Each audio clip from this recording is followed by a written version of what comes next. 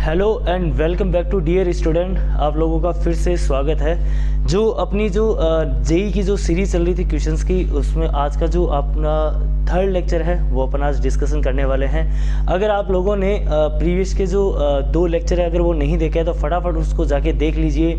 ये जो रिवोल्यूशन चल रहा है उसमें आप भी भागीदारी अपनी निभा सकते हैं। फटाफट उन लोगों से शेयर कीजिए जो आपके फ्रेंड्स हैं और वो जो नीट और जेई की जो तैयारी कर रहे हैं उनको फटाफट ये जो चीज़ है उनको सब्सक्राइब करवाने का बोलें एंड ज़्यादा से ज़्यादा उनसे शेयर करवाने की कोशिश करें। ठीक है, तो लेट्स बिगिन। अपन शुरू करते हैं। अपन ने कल जो डिस्कशन कर रहे थे, जो क्वेश्चंस मैंने आपको घर के करने के लिए दिया था, क्या वो आप लोग करके आए? क्या आप लोगों ने ट्राई किया? बिल्कुल।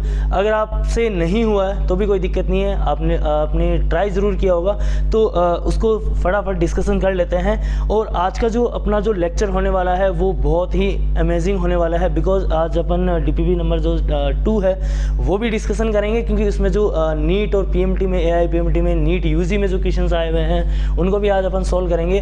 तो बिल्कुल फटाफट बिना किसी देरी के अपन फटाफट डिस्कशन शुरू करते हैं। तो जो अपना क्वेश्चन नंबर जो कल थर्ड जो था, जो अपन 11 नंबर क्वेश्चन था वो अपन फटाफट डिस्कशन कर लेते हैं। इसमें क्या दे रखा था? अपने को कुछ नहीं निकालना था, अपने को जो वैल्यू दे रखी थी वो फटाफट किसकी दे रखी थी? एक अपने को पिच दे रखा था। क्या दे रखा था बच्चा? पिच दे रखा था। और दूसरा अपने को गोलाकार पैमाने के जो 50 डिवीजन है वो दे रखा था। मुख्य पैमाने पर जो रीडिंग थी वो दे रखी थी, और वर्ताकार पैमाने पर जो रीडिंग दे रखी थी वो दे रखी थी। एंड जो परसेंटेज एरर है, जो परसेंटेज एरर है वो भी किसमें?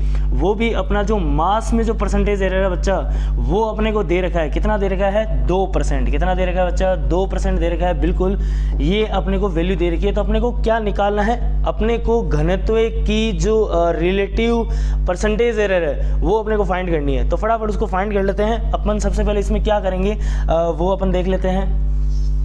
सबसे पहले अपन क्या फाइंड करने वाले हैं यहाँ पे सॉरी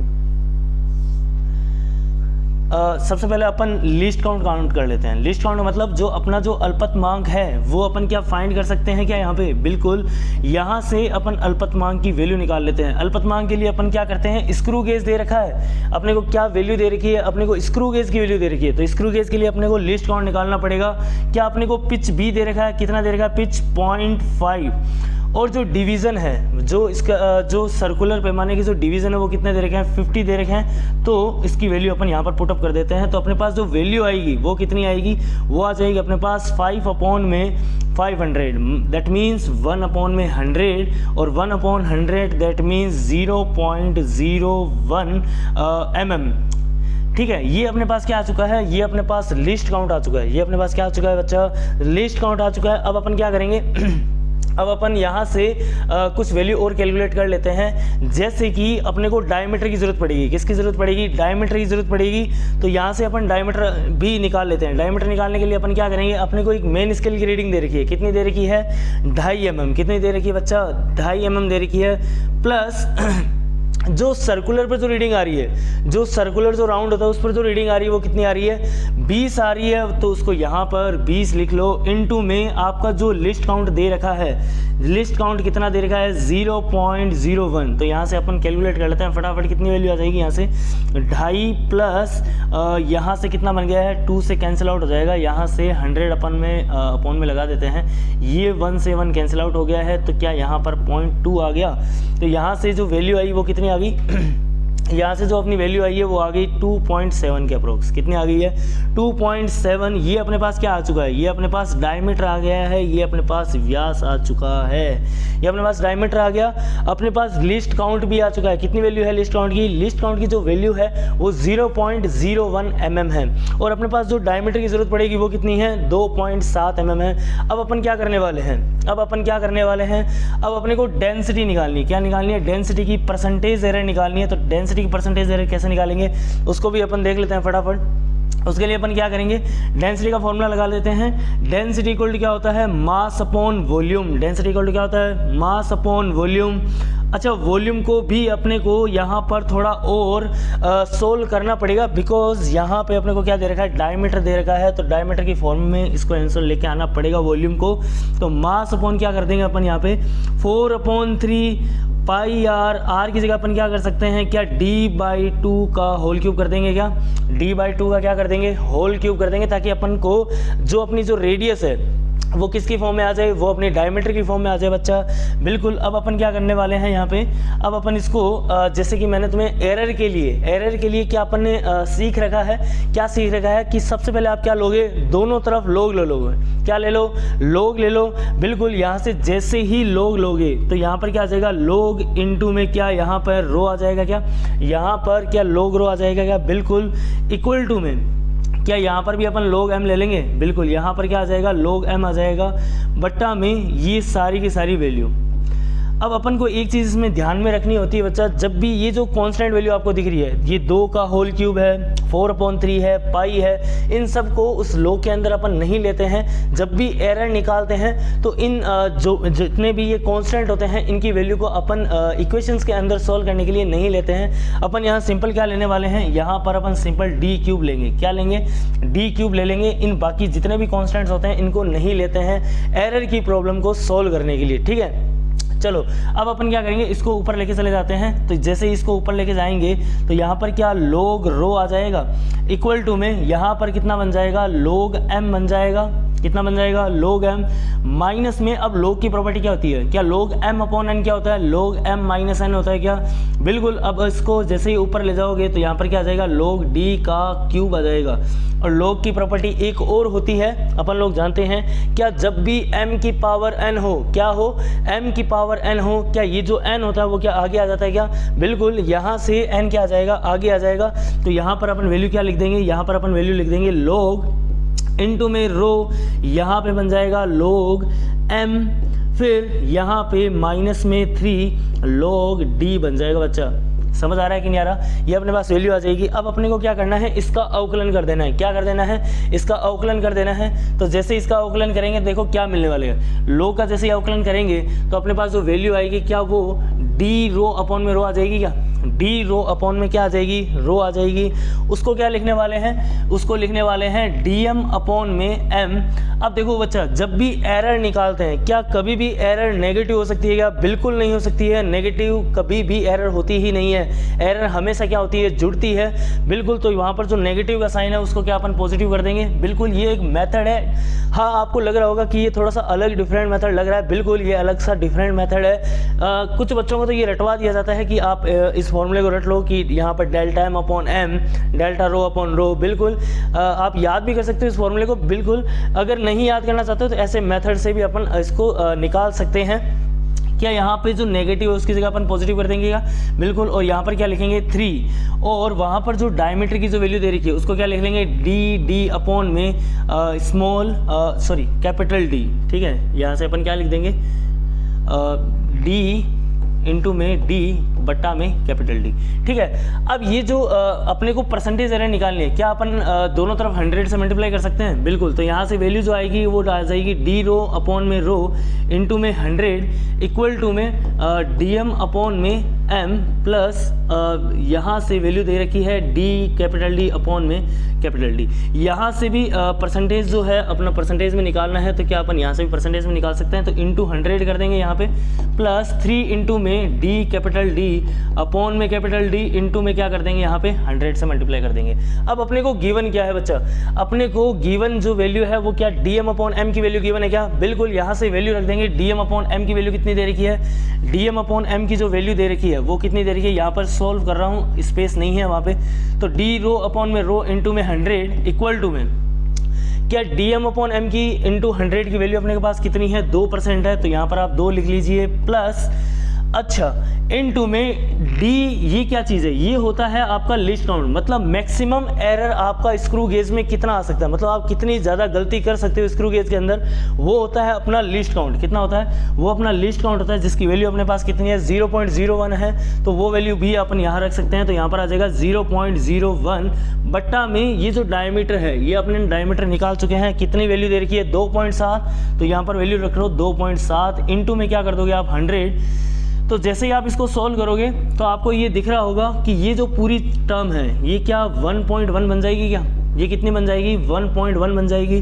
तो क्या अपन 2 में 1.1 ऐड कर देंगे तो अपने पास यहाँ पर कितना आंसर आ जाएगा 3.1 आ जाएगा।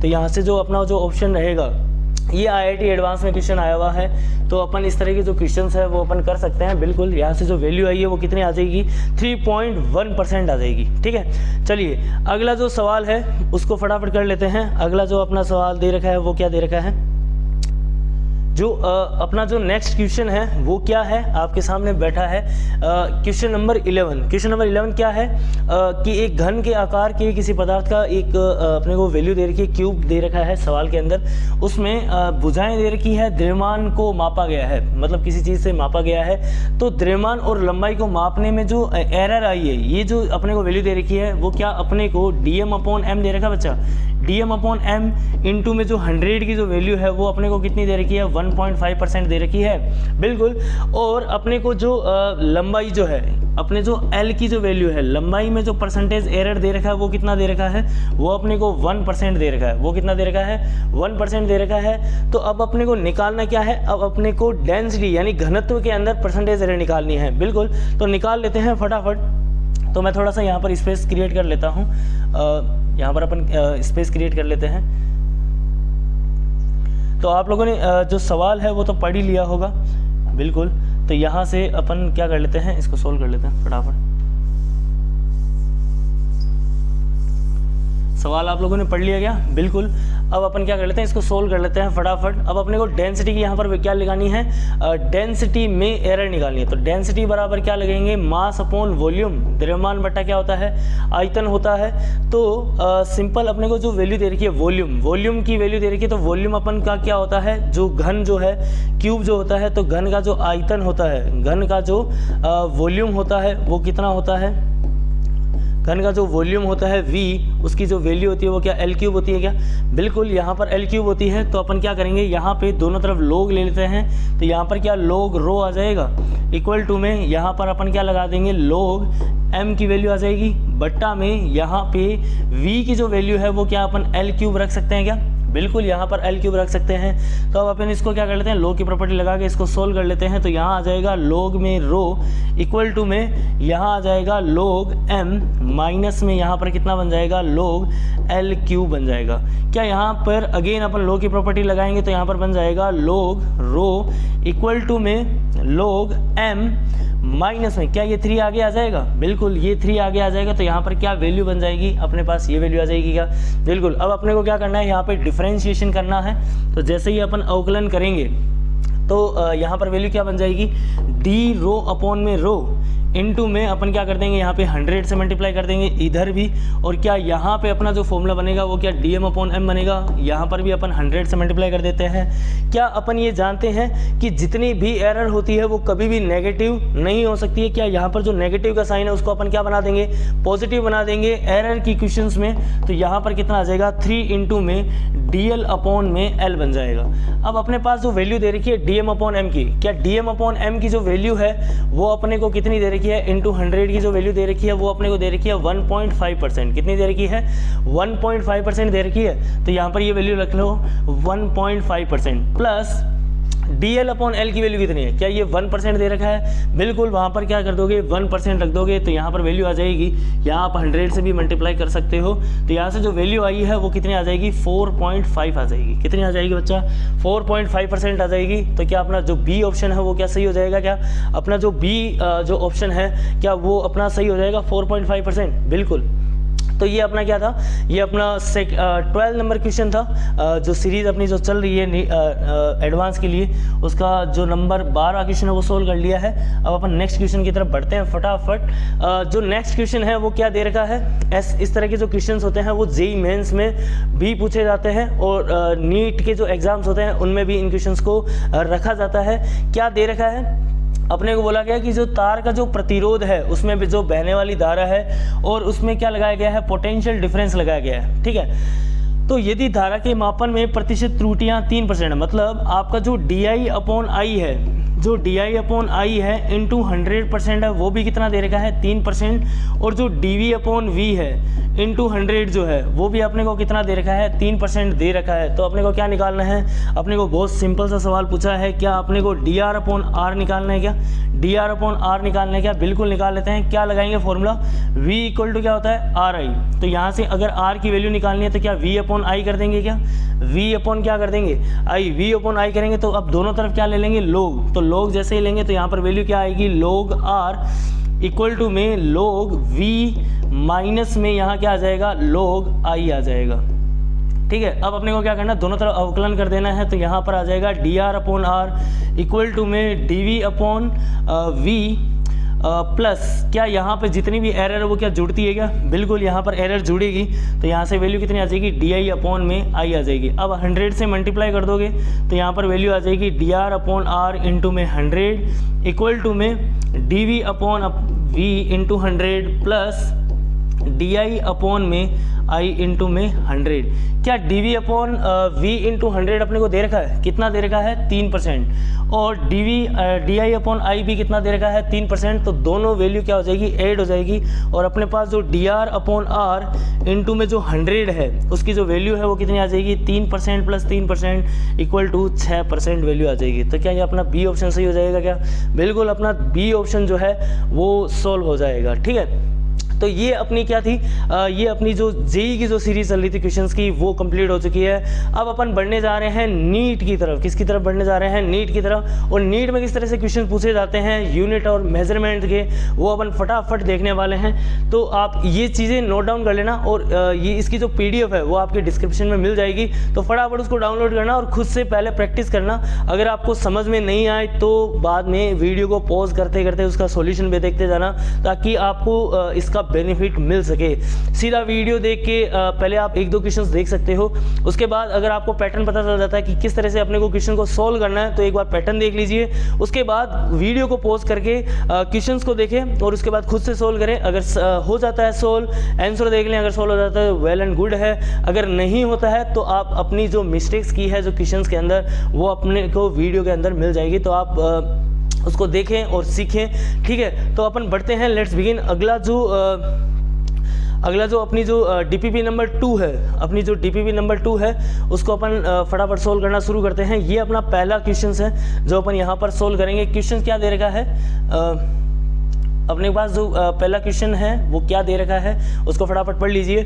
क्वेश्चन बोला गया है कि आपको velocity of the particle time is given, मतलब आपको क्या दे रखी है वैल्यू, आपकी जो वैल्यू दे रखी है वो आपको किसकी वैल्यू दे रखी है, वेलोसिटी और टाइम में एक इक्वेशन दे रखी है। वेलोसिटी और टाइम में आपको एक इक्वेशन दे रखी है, ये वाली क्या दे रखी है, v बराबर AT plus B/T+C, where ABC are constant. ABC क्या है, नियतांक है, और ABC की आपको क्या निकालनी है, डायमेंशंस निकालनी है, मतलब आपको इसकी विमाएं निकालनी है। क्या निकालनी है बच्चा, इसकी विमा निकालनी है। किसकी निकालनी है, ABC की। तो अपन ने क्लासरूम में इस तरह के सवालों को भी किया था।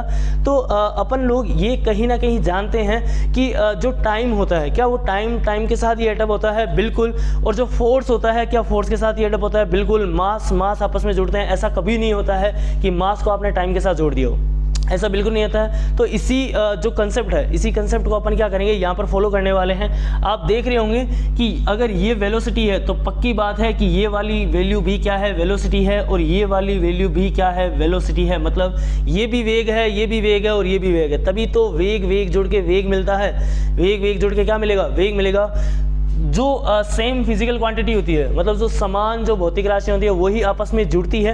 ऐसा नहीं होता है कि आपने मास के साथ फोर्स को जोड़ दिया हो, बिल्कुल ऐसा कभी नहीं होता है। तो ये अपन वेग के साथ क्या जोड़ेंगे, वेग को ही जोड़ेंगे।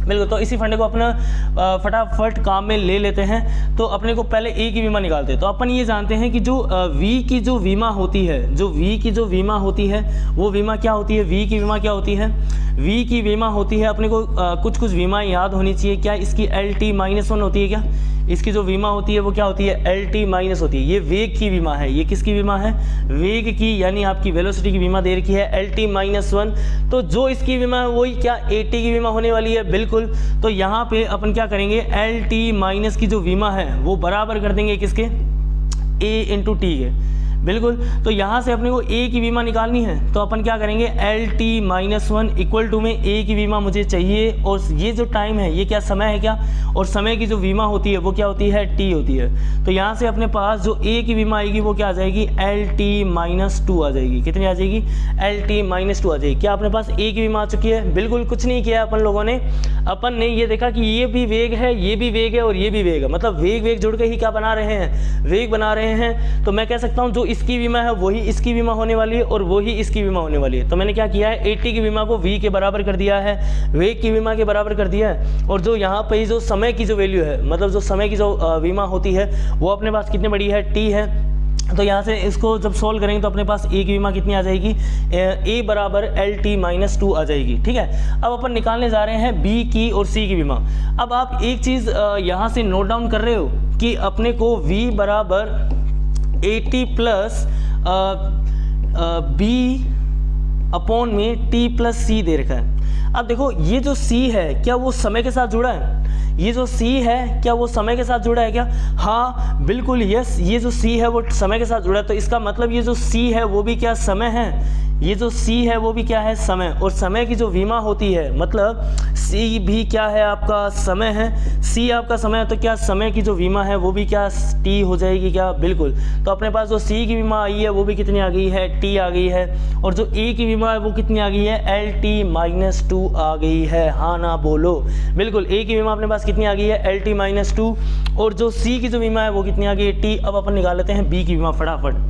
बी की बीमा कैसे निकालेंगे, बी की बीमा निकालने के लिए अपन क्या करने वाले हैं, बी की बीमा निकालने के लिए अपने को ये पता है कि जो बी अपॉन में टी प्लस सी है, टी प्लस सी है इक्वल टू में क्या वी के बराबर कर सकता हूँ, बिल्कुल। जो इस पूरे की बीमा है वही क्या वेग की बीमा है, बिल्कुल। ये वेग ही तो है पूरा का पूरा, तो इसकी बीमा क्या वेग की बीमा के बराबर कर सकता हूँ, बिल्कुल। ये दोनों चीज़ें क्या है, समय, ये दोनों चीज़ें क्या है, समय है। तो अपन क्या कर देंगे, नीचे जो बीमा लिखने वाले हैं वो क्या टी लिख देंगे, नीचे वाली बीमा को क्या लिख देंगे, टी लिख देंगे, क्योंकि नीचे तो पूरा का पूरा टाइम ही है, बिल्कुल। अब आप ऐसे मत कर देना कि टी की वैल्यू को टी रख दिया और इसको भी टी रख दिया तो टी को जोड़ दिया 2t आ गया ना, बिल्कुल ऐसा नहीं करना है। ये पूरी जो क्वांटिटी है वो क्या पूरी की पूरी समय है, बिल्कुल। तो इसको अपन क्या कर देंगे, यहाँ पे टी लिख देंगे, क्या लिख देंगे, टी लिख देंगे।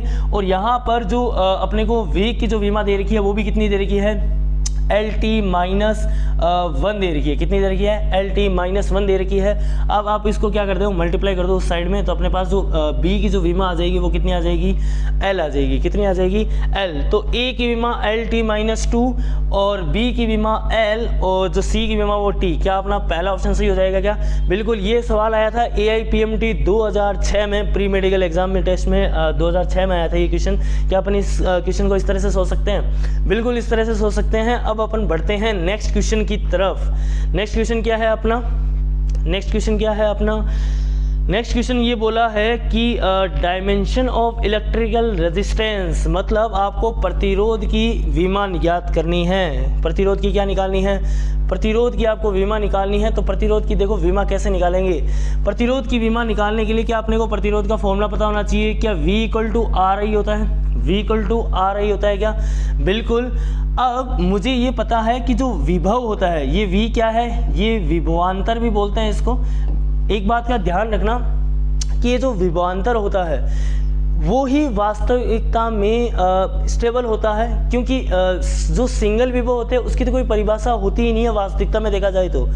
क्योंकि जो विभवांतर होता है, क्या अपन पहले विभवांतर निकालते हैं फिर अपन किसी एक पॉइंट पर विभव निकालते हैं। मतलब विभवांतर होता है पर एक जगह पर अपन विभव को क्या मान लेते हैं 0, तब आप किसी एक पॉइंट पर विभव निकाल सकते हो। वास्तविकता में विभवांतर ही होता है। विभव तो तब निकाला जाता है जब एक बिंदु पर अपने को क्या पता हो, विभव की वैल्यू पता हो। ये वैसी ही बात है जिस तरह से स्थितिज ऊर्जा की बात की जाती है। क्या स्थितिज ऊर्जा का डिफरेंस होता है, सिंगल स्थितिज ऊर्जा निकाली जाती है तब जब आपको एक जगह पर स्थितिज ऊर्जा का वैल्यू पता हो। बिल्कुल इसी तरह यहाँ पर मैं इसको विभवांतर बोल सकता हूँ क्या?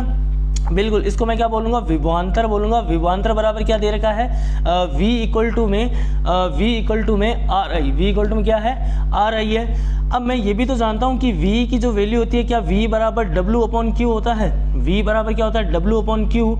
ये W क्या होता है, ये कार्य होता है कि जो किसी आवेश को आप अनंत से लेके आते हो, आप किसी आवेश को अनंत से किसी बिंदु पर लेके आते हो तो जो आप काम करते हो वो जो आपका काम है वो आपका W है, और जिस आवेश को आप लेके आए हो वो आपका क्या है Q, वो आपका क्या है Q है। क्या कार्य की विमा अपन जानते हैं, कार्य की विमा होती है m1 L2T-2। ये किसकी विमा होती है बच्चा, ये अपने कार्य की विमा होती है। कार्य बोलो, एनर्जी बोलो, हीट बोलो, इन सब की जो विमाएँ होती है वो कितनी होती है m1 L2T-2 होती है। अच्छा, क्या Q की विमा निकालनी पड़ेगी? Q की विमा कैसे निकालेंगे, अपन ये जानते हैं कि जो धारा होती है क्या वो Q अपॉन T होती है। मतलब आवेश की जो प्रवाह की जो दर है वो क्या धारा कहलाती है। क्या अपन Q की विमा निकाल सकते हैं? बिल्कुल। अपन ये भी तो जानते हैं कि जो I की जो विमा होती है, जो धारा की विमा होती है वो कितनी होती है A। क्या होती है A। तो यहाँ से अपने पास जो Q की जो वैल्यू है, वो जो Q की वैल्यू है वो अपन कैसे निकाल सकते हैं, यहाँ से A इंटू टी करके। कैसे निकाल सकते हैं, A इंटू टी करके। तो क्या अपने पास Q की विमा भी आ गई है, तो ये वैल्यू फटाफट यहाँ पे रख दो। तो यहाँ पर अपन वैल्यू रखेंगे A इंटू में टी। ये अपना क्या आ गया है, ये अपने पास जो विभव की जो विभवांतर है उसकी विमा आ चुकी है। कितनी है, फटाफट इसको सोल्व कर लीजिए। V बराबर अपने पास आ गया है m1 L2T-3A-1। तो ये किसकी विमा आ गई है, ये अपने पास विमा आ गई है V की। अब क्या अपने पास I की विमा पता है ऑलरेडी, बिल्कुल I की विमा भी अपने को पता है। तो R की विमा क्या आ जाएगी, यहाँ से R की विमा अपने पास क्या आ जाएगी, R की विमा आ जाएगी m1 L2T-3A-1 बट्टा में I की विमा कितनी है, A है। तो यहाँ से जैसे ही आप इसमें वैल्यू पुटअप करोगे तो आपके पास क्या R की वैल्यू आ जाएगी, क्या R की कितनी विमा आ जाएगी, m1 L2T-3A-2। कौन सा ऑप्शन दिख रहा है आपको, m1 L2T-3A-2। क्या अपने को B ऑप्शन दिख रहा है, बिल्कुल। अपने पास जो B ऑप्शन है वो क्या है, m1 L2T-3A-2। क्या ये जो क्वेश्चन आया हुआ है वो क्वेश्चन आया है AIPMT 2007 के अंदर। क्या आप ऐसी विमाएँ छोटी जो ये तो फिर भी बहुत आसान सा सवाल है, बिल्कुल ऐसे सवालों को भी अपन कर सकते हैं। कैसे विमा निकाली जाती है वो भी आप लोगों ने सीख लिया होगा। अगर किसी बच्चे को विमा नहीं निकालनी आती है उसको भी ये पता चल गया होगा कि विमा कैसे निकाली जाती है।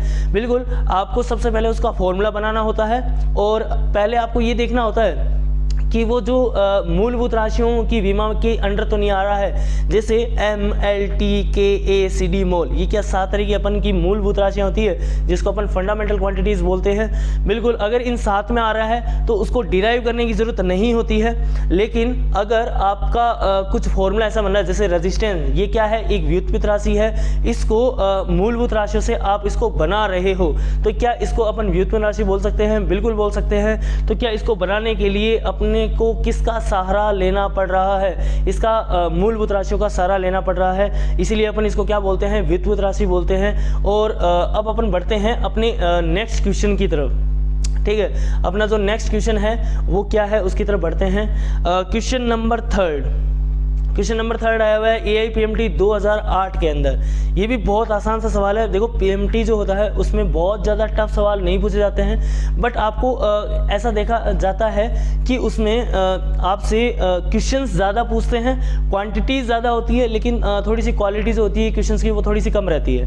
बट आपकी जो क्वांटिटी होती है वो 45 क्वेश्चन आते हैं, तो आपको 1 घंटे के अंदर उस 45 क्वेश्चन को करना भी बहुत बड़ी बात होती है फिजिक्स के क्वेश्चन को, नीट एस्पिरेंट्स के लिए।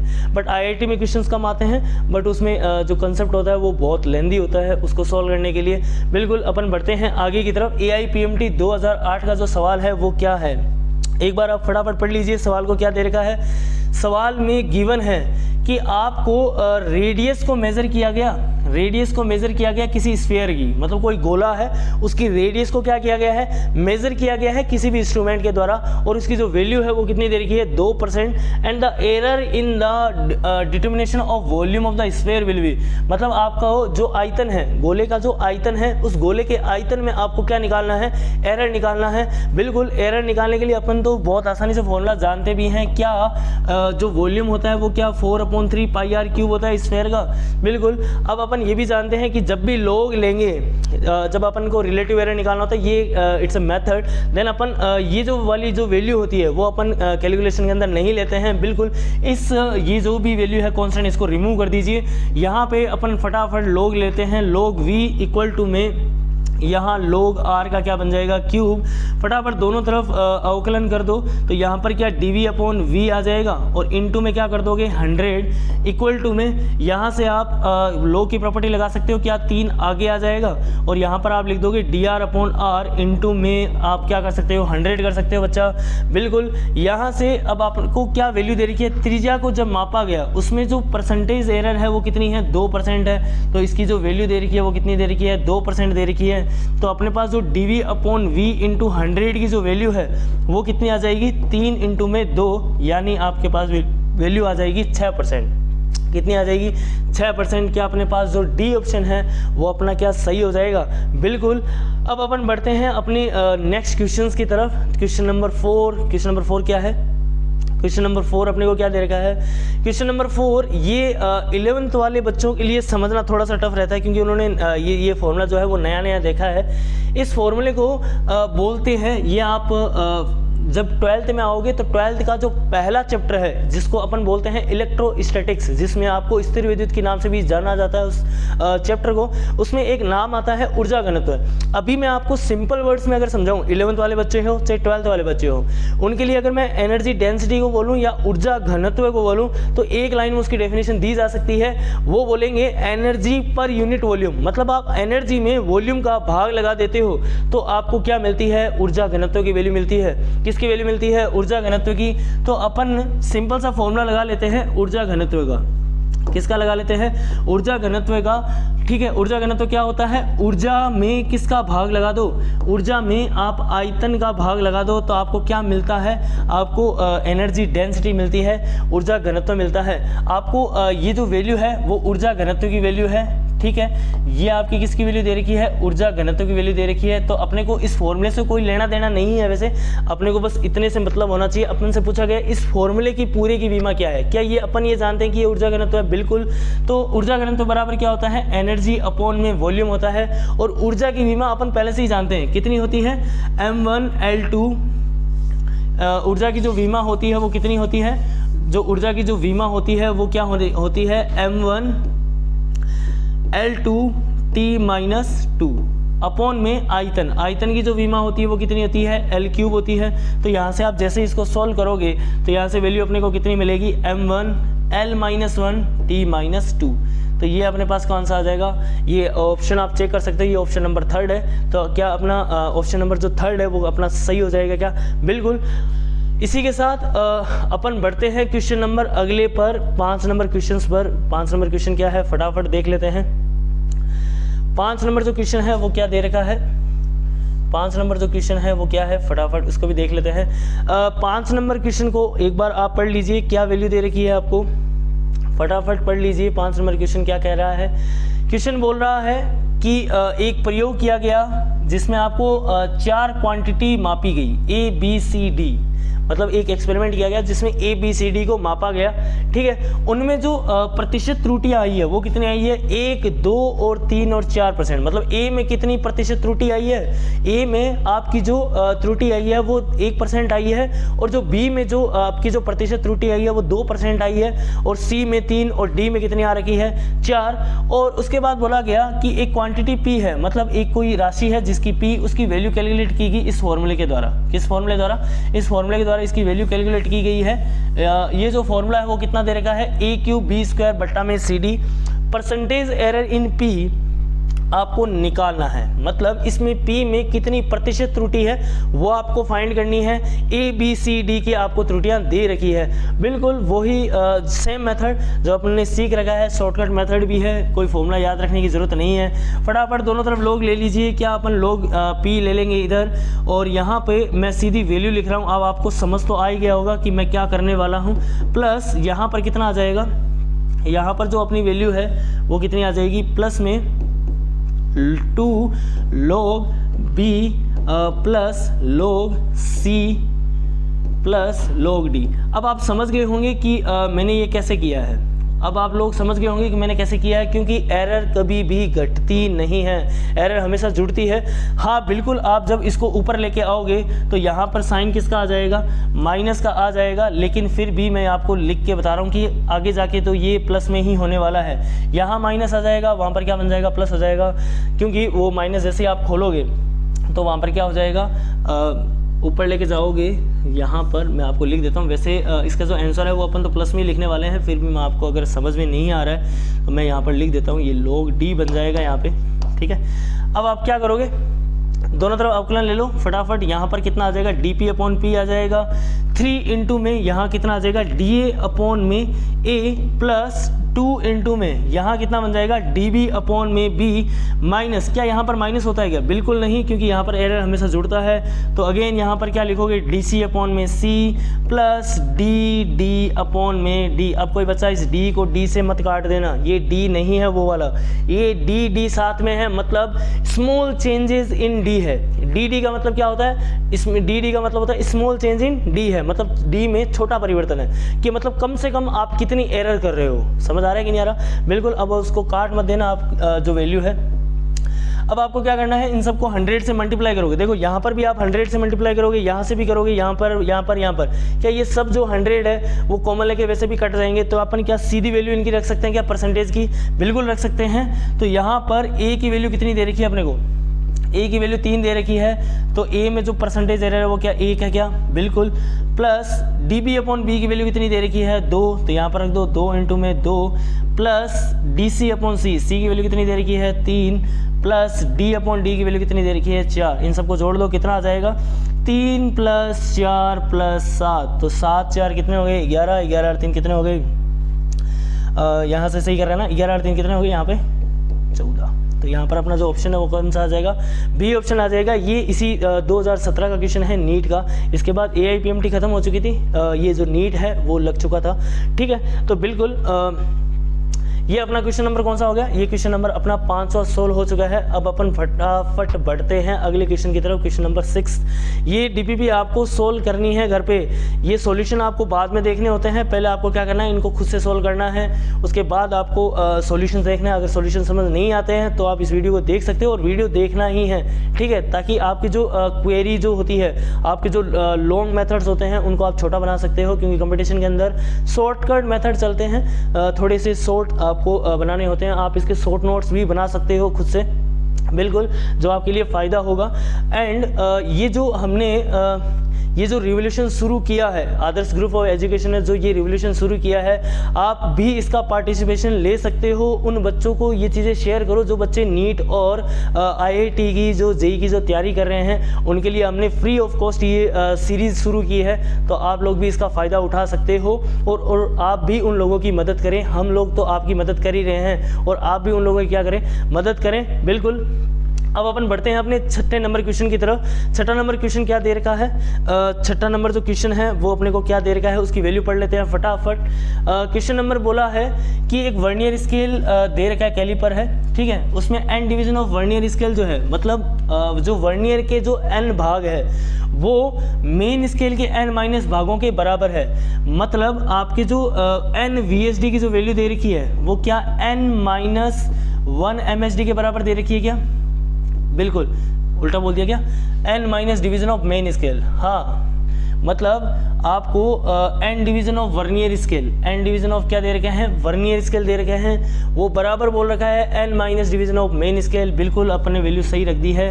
क्या यहाँ से अपन 1 VSD की वैल्यू निकाल सकते हैं क्या? बिल्कुल। तो यहाँ से वैल्यू कितनी आ जाएगी, n-1 अपॉन में n इंटू में MSD। क्या ये 1 VSD की वैल्यू आ गई? अब अपने को क्या निकालना है, वर्नियर कैलिपर का अल्पतमांक निकालना है। तो वर्नियर कैलिपर का अल्पतमांक कैसे निकालेंगे? आप जानते हो लीस्ट काउंट क्या होता है। लीस्ट काउंट क्या होता है बच्चा? लीस्ट काउंट का जो फॉर्मूला होता है, क्या वो 1 MSD माइनस में 1 VSD होता है क्या? बिल्कुल। 1 VSD की वैल्यू कितनी दे रखी है, 1 MSD माइनस में 1 VSD। 1 VSD दे रखा है n-1 अपॉन में n इंटू में MSD। ठीक है, अब आप MSD को कॉमन ले सकते हो। अब आप MSD को कॉमन ले सकते हो तो यहाँ से कितना आ जाएगा, n minus of n+1 upon में n इंटू में कितना आ जाएगा, MSD आ जाएगा। यहाँ से अपने पास जो वैल्यू है वो कितनी आ जाएगी, 1/n इंटू में MSD आ जाएगी। और 1 MSD की जो वैल्यू है वो कितनी दे रखी है, पर सेंटीमीटर बोल रखा है, तो मतलब 1 सेंटीमीटर के बराबर है। तो आप इसकी वैल्यू 1 रख दोगे तो यहाँ पर कितना आ जाएगा, 1/n सेंटीमीटर आ जाएगा। तो क्या अपना बी ऑप्शन सही हो जाएगा? ये भी किसी एग्जाम में आया हुआ क्वेश्चन है। बिल्कुल, नीट UG 2019 में ये सवाल आया था। हालांकि ये सवाल तो अपन क्लासरूम में भी कर चुके हैं। बिल्कुल, और इसको भी यहाँ पर अपन ने ऑनलाइन क्लास में भी कर लिया है। बिल्कुल, तो यहाँ पर जो नीट UG 2019 का ये जो सवाल है, क्या वो आपसे सोल्व हो गया? बहुत आसान सा सवाल था, कोई टफ नहीं था। बिल्कुल, अपन बढ़ रहे हैं आगे वाले क्वेश्चंस की तरफ। क्वेश्चन नंबर 7 क्या है? क्वेश्चन नंबर 7 बिल्कुल इसको भी देख लेते हैं फटाफट। क्वेश्चन नंबर 7 जो है वो अपने को क्या वैल्यू दे रखी है? क्वेश्चन नंबर 7 में बोला है कि जो प्लांक कांस्टेंट h है और speed of light in vacuum जो है वो c है, न्यूटन ग्रेविटेशन कांस्टेंट जो है वो g है, are the fundamental constant which of the following combination of these has dimension of length. मतलब आपको 3 वैल्यू ऐसी दे रखी है, मतलब h की वैल्यू, c की वैल्यू और g की वैल्यू, इन तीनों से मिलके आपको एक फिजिकल क्वांटिटी बनाई गई है। और उस जो फिजिकल क्वांटिटी इन तीनों से बनी है, आपने कुछ विमाओं के रूल पढ़े होंगे कि जो विमा होती है वो उसी फॉर्मूले की निकाली जा सकती है, या आप उस फॉर्मूले को डिराइव कर सकते हो विमीय विश्लेषण द्वारा। जो तीनों जो क्वांटिटी है वो मल्टीप्लाई में होनी चाहिए, तीनों प्लस में नहीं होनी चाहिए और 3 से ज़्यादा भी नहीं होनी चाहिए। क्या अगर 3 क्वांटिटी हो, तीनों मल्टीप्लाई में हो, तो क्या आप उसका फॉर्मूला भी डिराइव कर सकते हो? बिल्कुल। किसके द्वारा?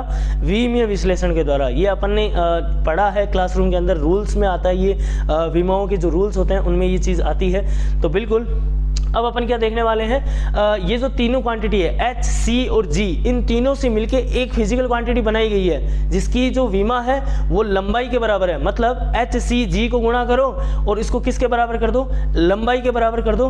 तो अब आपसे पूछा गया है लंबाई का, यहाँ आयाम बोला गया है, आयाम नहीं है ये विमा है। आपको उसकी विमा पूछी गई है, किसकी? इस संयोजन की लंबाई का विमा है, मतलब ये जो लंबाई है वो विमा दे रखी है। ठीक है, तो आपको क्या बोला है, h, c और g की अपने को क्या निकालना है, इन तीनों से मिलकर जो लंबाई बनाई गई है उसका एक फॉर्मूला डिराइव करना है l के लिए। ठीक है, तो फटाफट उसको विमा वाला जो फॉर्मूला है उसको फटाफट अपन डिराइव कर लेते हैं। बिल्कुल, तो यहाँ पर अपन क्या करेंगे, यहाँ पर अपन लंबाई को मल्टीप्लाई कर देंगे किससे, h से, c से और g से। मतलब h, c और g ये तीनों डिपेंडेंट है किस पे, लंबाई पे। मतलब इन तीनों से मिलके क्या बना है, लंबाई बनी है। तो आपको एक फॉर्मूला बनाना है, किसके लिए, लंबाई के लिए। तो कैसे फॉर्मूला बनाएंगे, तो इनके लिए अपन क्या करते हैं, इन पर सब पे पावर डाल देंगे। क्या डाल देंगे, पावर डाल देंगे। मतलब ये जो भी फॉर्मूला बनेगा वो क्या अपन नहीं पता कि h की पावर कितनी आने वाली है, c की पावर कितनी आने वाली है और g की पावर कितनी आने वाली है। हालांकि ये जो क्वेश्चंस होते हैं वो PMT में तो नहीं आते हैं, लेकिन जेईई मेंस लेवल के क्वेश्चंस है ये। बिल्कुल, तो इसको निकाल सकते हैं, थोड़ा सा लेंथी बन सकता है, लेकिन अपने पास जो h की विमा अगर आपको याद है तो अपन बिल्कुल इसको आसानी से निकाल सकते हैं। क्या m1L2T-1 होती है क्या? जो अपने पास जो h की जो विमा होती है वो क्या होती है, m1L2T-1 होती है। ये प्लांक नियतांक है, इसको क्या बोलते हैं, प्लांक नियतांक। ये प्लांक नियतांक आपने पढ़ रखा है hc/λ, E बराबर hc/λ पढ़ा होगा एटॉमिक स्ट्रक्चर के अंदर, बहुत जगह इसकी वैल्यू आती है।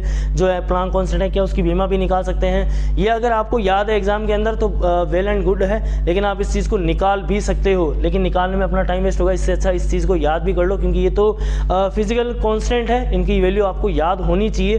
तो तो अपने पास h की वैल्यू कितनी आ गई, m1 L2 t-1, और यहाँ पर कितनी है, इसकी पावर दे देते हैं a। और फिर आपको क्या करना है, ये जो c है, c क्या है, आपका वेग है। वेग की जो वैल्यू जो विमा होती है वो कितनी होती है, LT-1 होती है। अच्छा, क्या अपन g की विमा भी लिख सकते हैं, जी की विमा भी लिख सकते हैं क्या, बिल्कुल। जी की विमा क्या होती है, m-1 L³ t-2, क्या यही होती है क्या, m-1 L³ t-2, ये किसकी विमा होती है, ये जी की विमा होती है। अगर आप चाहो तो इस विमा को निकाल भी सकते हो, बहुत आसान भी है इसको निकालना। कैसे निकालोगे, जी बराबर अब आपको पता होगा कि जो ग्रेविटेशनल जो फोर्स होता है, क्या वो जी m1m2/r² होता है क्या, बिल्कुल। फोर्स की विमा क्या होती है, m1 L1 t-2 होती है। जी की मुझे निकालनी है, m की क्या होती है, m² हो जाएगा बट्टा में L² हो जाएगा। तो यहाँ से आप इसको जैसे ही मल्टीप्लाई करोगे तो अपने पास वैल्यू क्या मिलने वाली है, क्या यही वैल्यू बनेगी क्या, m-1 L³ t-2। तो ये अपने पास किसकी विमा आ जाएगी, जी की विमा आ जाएगी, ठीक है। अब फटाफट इसको कैलकुलेट कर लेते हैं, कैसे करेंगे। क्या m की पावर a दे रखी है, तो इसको लिख लो यहाँ पर a, ठीक है। अच्छा, यहाँ पर भी क्या m है, क्या m-1c है, तो बिल्कुल इसके साथ इसको जोड़ दो m-c, क्या ये एक बन गया, बिल्कुल। l के साथ कौन कौन है, l के साथ ये 2 × a हो गया, और ये एक l हो गया, और जिसकी पावर कितनी दे रखी है b, और l के साथ ये भी है 3c, तो यहाँ पर कितना आ जाएगा, L2a प्लस यहाँ से ये b आ गया, और वहाँ से क्या आ गया है, 3c आ गया है। तो ये किसकी विमा आ जाएगी, ये अपन L के बारे में लिख देंगे। यहाँ से आप T को देखो फटाफट, T में यहाँ पर क्या दे रखा है, -a -b और -2c, तो T की पावर लिख लो फटाफट, यहाँ पर आ जाएगा -a -b एंड माइनस में कितना आ जाएगा, 2c आ जाएगा। अब इधर देखो फटाफट, क्या m इधर है क्या, बिल्कुल नहीं है, यहाँ m की कोई क्वांटिटी नहीं है इस साइड में, तो क्या जितनी भी पावर है m-c की, क्या उसको 0 के बराबर कर सकते हैं, तो यहाँ पर आ जाएगा a - c को 0 के बराबर कर दो। क्या l है क्या इधर, बिल्कुल, यहाँ पर l की पावर कितनी है, a है, तो आप क्या कर दोगे, यहाँ पे 2a + b + 3c = क्या कर दोगे, 1, और यहाँ पे आपको t की वैल्यू दे रखी है, t की वैल्यू कितनी है, -a -b -2c बराबर क्या है, इधर कोई t की क्वांटिटी क्या नहीं है, तो यहाँ पर क्या कर दोगे, 0। अब आप इसको सोल्व भी कर सकते हो फटाफट, कैसे सोल्व करोगे, क्या a बराबर अपने को c दिख रहा है, क्या अपने पास 3 इक्वेशन बन चुकी है, ये इक्वेशन नंबर फर्स्ट, ये इक्वेशन नंबर सेकंड, और इसको नाम दे दो इक्वेशन नंबर थर्ड। क्या 3 इक्वेशन है अपने पास, बिल्कुल। क्या a की वैल्यू c के बराबर आ गई, a की वैल्यू किसके बराबर है, आ गई है c के। अब आप a की वैल्यू कहीं एक जगह पर रख दो, यहाँ पर जैसी वैल्यू रखोगे c की, तो यहाँ पर कितना बन जाएगा, -3c, और उधर जाते ही वो b में बन जाएगा। तो क्या c की वैल्यू माइनस में कितनी आ जाएगी, 1/2 आ जाएगी क्या यहाँ से, बिल्कुल। अब आपको ये 3 इक्वेशंस दे रखी है, आप इन 3 इक्वेशन को सॉल्व करेंगे, a b c की वैल्यू निकालोगे, और इसके अंदर आपको पुटअप करनी है, और जैसे पुटअप करोगे क्या अपने पास एक फॉर्मूला बन के आएगा, और उन फॉर्मूले को आपको 4 ऑप्शन में से चेक करना है कि कौन सा ऑप्शन सही है। ये जो क्वेश्चन है ये कैसे करना है वो आपको समझ आ गया होगा, और ये जो आपको घर से इस जो 3 इक्वेशन है इसको सॉल्व करके लाना है, और अगली क्लास में इसी क्वेश्चंस को आगे अपन कंटिन्यू करेंगे। तब तक के लिए आप ये जो वीडियो है उनके जितने भी क्वेश्चंस हैं उनको खुद से लगाइए, और अगर समझ नहीं आता है तो वीडियो को वापस से देखिए, एक नहीं 2 बार देखें। अगर कोई क्वेरी होती है, अगर कोई डाउट होता है तो कमेंट बॉक्स में आप अपना कमेंट डाल दें, ताकि अपन क्या कर सकते हैं, आपकी क्वेरी को दूर कर सकते हैं, बिल्कुल। तब तक के लिए wish you all the best.